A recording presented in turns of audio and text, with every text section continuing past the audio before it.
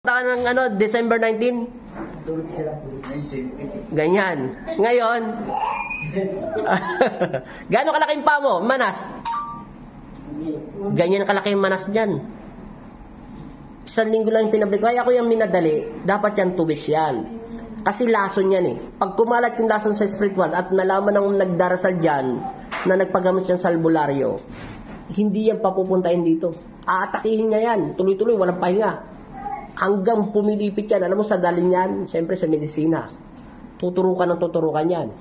Kaso hindi makikita yung sakit niya, yung spiritual yun.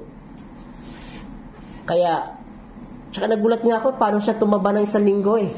Di ba labag yung mukha niya? Parang hindi ko nga maintindihan paano naubos lahat yung lakas niya nung kabilis eh. Ngayon alam mo na paano magdasal. Yakap mo muna yung asawa mo. Nasaan ba taga-asawa mo dyan? Shout out! Taga saan kayo? Bataan. Mega shout out. Grupo yan. 1, 2, 3, 4. Ayun pala yung stepfather. Hello sir. Good evening. Ayan. Good evening din.